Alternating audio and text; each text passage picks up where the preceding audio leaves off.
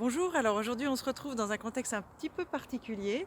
On se retrouve en pleine nature parce que je trouve que la nature nous apporte tellement d'enseignements par sa beauté, par sa présence, par son énergie. Et de nous retrouver comme ça dans un contexte de nature, ça change un petit peu de l'ambiance habituelle. Et en plus, je trouve tellement beau l'époque des colzas.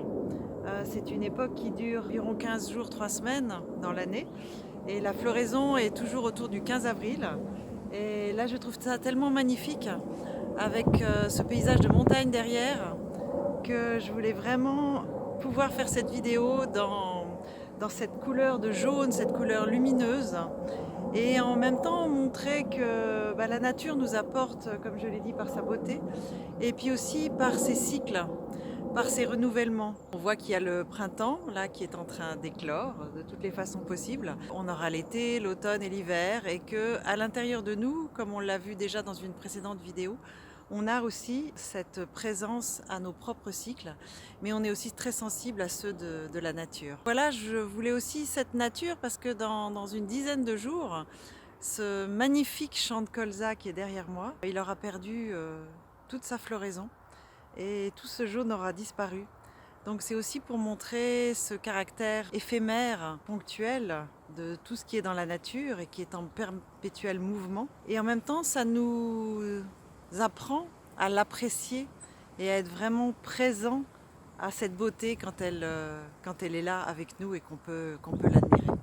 Alors cette nature magnifique, elle nous apprend aussi, un jour il fait beau, un jour il pleut, un jour il fait chaud, un jour il fait froid.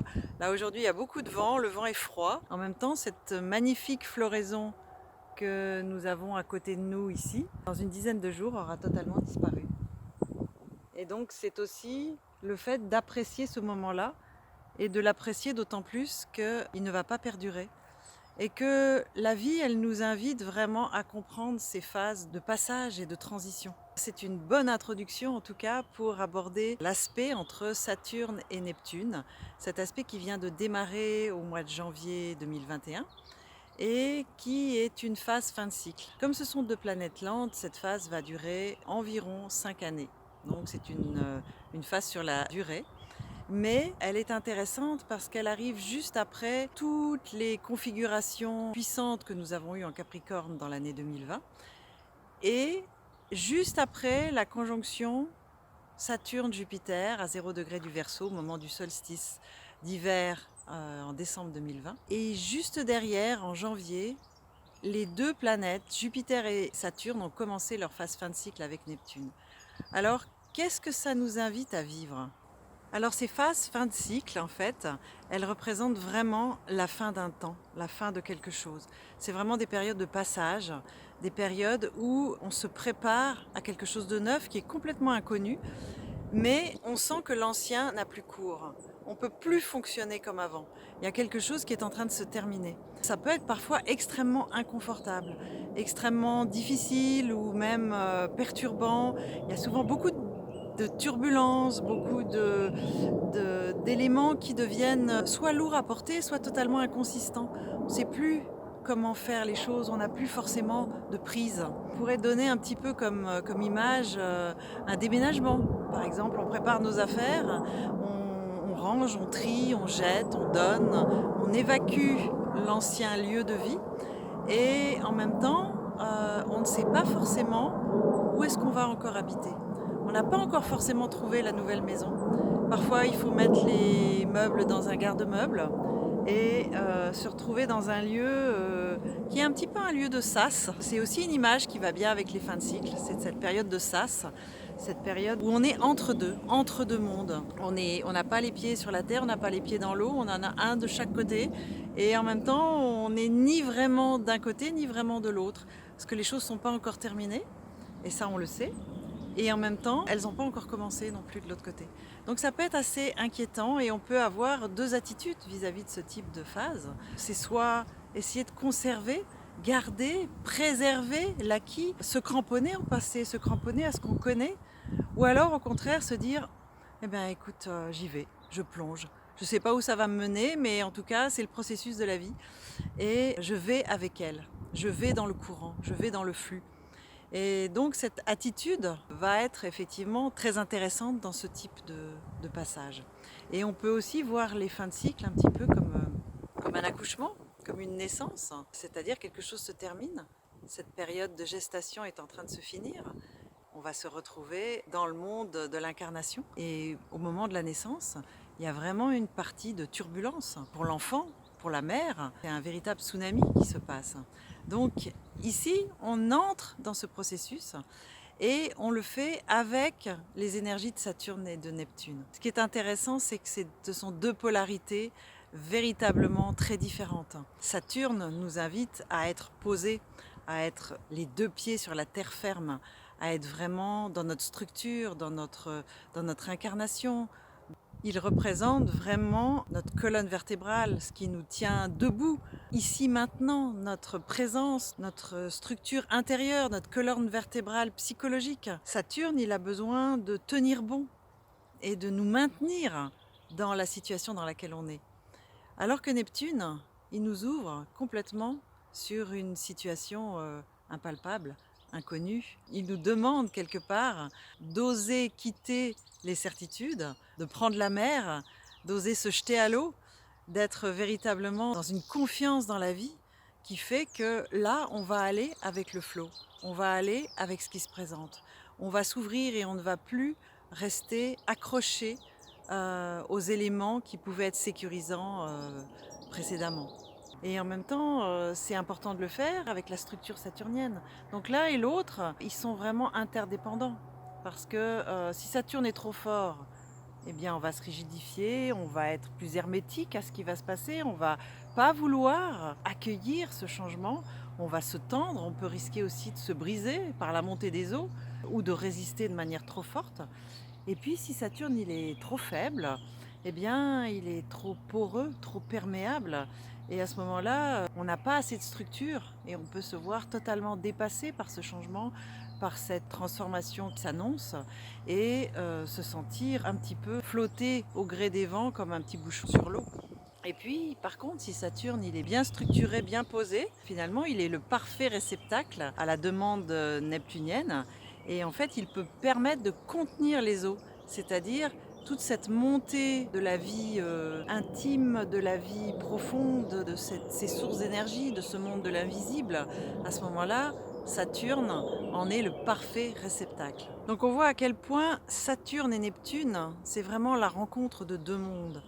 Et là, ce n'est pas dans une phase de rencontre à proprement parler, c'est vraiment un moment où Saturne arrive en fin de cycle avec Neptune. C'est-à-dire que quelque part, Saturne, il est là pour prêter allégeance à Neptune. Et Neptune va venir petit à petit dissoudre les structures saturniennes, leur demander de se relâcher, leur demander de s'apaiser, de se décristalliser. C'est vraiment un moment où le confort de la sécurité, du contrôle et de la maîtrise saturnienne vont être obligés complètement de revoir leur copie. On peut voir aussi Saturne comme le rocher et Neptune comme la mer. Et j'aime bien cette image de Neptune qui vient amener une érosion sur ce rocher. Petit à petit, cet énorme rocher va devenir un grain de sable, des milliers de grains de sable.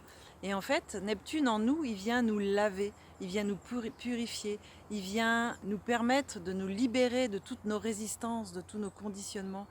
Et là, Saturne est vraiment en même temps le réceptacle et en même temps celui qui se voit transformé par l'eau neptunienne. Une grande question qui se pose à nous aussi souvent dans ces moments de transition profonde, c'est la question du lâcher-prise. Est-ce qu'on est prêt à lâcher prise? En même temps, qu'est-ce que ça veut dire que lâcher prise? Souvent, on a une tendance à dire « Ah, il va falloir que je lâche prise ». C'est-à-dire qu'il va falloir faire un effort, il va falloir mettre de la volonté dans cette action de lâcher prise. Alors que finalement, le lâcher prise est tout sauf une action. C'est une non-action. C'est vraiment la voie du Tao, c'est cette voie de laisser faire les choses. On met souvent donc de l'effort dans le lâcher-prise et c'est hautement paradoxal avec la question du lâcher-prise qui est en fait une forme de constat. C'est-à-dire je me rends compte que tout d'un coup, voilà, la tranquillité, la quiétude, le relâchement, il s'est opéré à l'intérieur de moi. Donc toutes nos résistances saturniennes ne doivent pas faire l'effort de lâcher prise. Elles doivent juste prendre conscience d'elles-mêmes pour que naturellement le lâcher puisse se réaliser à l'intérieur de nous. On a aussi dans cette question de lâcher prise souvent beaucoup de peur. Parce que lâcher, c'est toujours aller vers l'inconnu. On ne sait pas où on va, on ne sait pas ce qu'on va trouver, on ne sait pas qu'est-ce qu'il y a derrière la porte, on ne sait pas qu'est-ce qui va advenir. Et donc, on a beaucoup de mal à lâcher cette sécurité.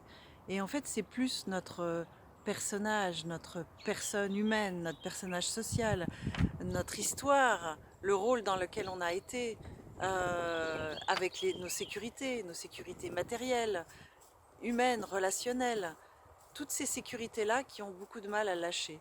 Donc c'est vrai que c'est comment passer du rôle que j'ai dans la vie à accueillir le souffle du vivant qui se propose à moi. Et ça, c'est toute une aventure. Il y a encore une approche qui est intéressante, c'est Rudyard qui en parle dans un de ses livres. Il explique que la graine qui est dans la fleur, si elle ne veut pas mourir, elle doit tomber en terre, c'est-à-dire elle doit quitter la plante mère, elle doit quitter sa sécurité, elle doit quitter ce qu'elle connaît, elle doit partir à l'aventure. Un petit peu comme l'oisillon aussi à un moment donné, pour vivre, il doit sauter du nid, il doit s'envoler. Et si la graine reste avec la plante, comme à un moment donné cette plante elle va finir par pourrir, puisque ce sont les cycles de la vie, et bien cette graine elle ne pourra pas porter ses propres fruits. Donc en fait il y a une sorte d'audace pour oser croire même dans quelque chose qu'on ne voit pas. C'est un petit peu comme en hiver, quand il commence à faire froid, il y a du vent, il y a le brouillard, il y a le gel, etc. Et les arbres commencent à perdre leurs feuilles. Et tout d'un coup, ils sont entièrement dénudés. Et ce dénuement, quand ça se vit sur un plan humain, ben, c'est très angoissant. C'est quelque chose qui vient nous prendre aux tripes en fait. On se dit mais je vais où? Qu'est-ce qui va se passer? Où est-ce que la vie m'emmène? On a parfois beaucoup de résistance pour accueillir ce changement. Alors que ben, l'arbre dans la nature, ben, il l'accueille simplement et puis il laisse la place au printemps qui va venir par la suite. Mais pour nous, c'est beaucoup plus difficile d'accueillir ces moments-là. En fait, une autre attitude, c'est aussi d'oser dire oui. Simplement de dire, ben, je dis oui à la vie. C'est vraiment un grand oui à la vie, un acte de foi. Oser s'engager dans l'inconnu et se dire que à chaque pas, la vie va nous accompagner pour faire le pas suivant. Et on se rend donc vulnérable à ce qui se propose, mais en même temps, cette vulnérabilité, elle peut aussi devenir véritablement notre force. Donc dans cette période, ce qui est important de se poser comme question, c'est vraiment est-ce que je veux essayer de faire moi-même quelque chose de ma vie, ou est-ce que j'accepte profondément avec un grand oui de laisser la vie faire quelque chose de moi, faire quelque chose de moi à travers l'être unique que je suis. C'est vraiment cette proposition d'accueil total de ce qui se présente. Donc est-ce que je laisse la vie œuvrer à l'intérieur de moi? Est-ce que je laisse Saturne être le parfait réceptacle du souffle neptunien? Cette question, elle va véritablement être essentielle parce que si je dis oui, je peux être inspirée d'un nouveau souffle. Et si tout en moi ou dans ma vie dit non, je peux aussi vivre la tempête neptunienne. Neptune étant le dieu des océans, et il peut faire monter la marée plus rapidement que prévu. Donc c'est bien de pouvoir être à l'écoute et préparé pour cette grande marée qui nous attend. Après, il faut bien sûr regarder comment ça se situe au niveau de votre propre thème, de voir comment les choses s'organisent et si c'est nécessaire, faire la lecture de votre thème pour savoir comment ça se met en place et ça s'actualise dans votre propre vie. Alors dans toute cette étape-là, un élément très important, c'est la conscience qu'on pourra avoir ou non d'être au cœur d'un processus du vivant. Est-ce que je peux accueillir le fait que c'est le vivant qui est à l'œuvre dans ce qui est en train de se passer, ou est-ce que je pense que je suis à la merci de forces extérieures qui sont le plus souvent contre moi et qui viennent contrecarrer mes propres plans?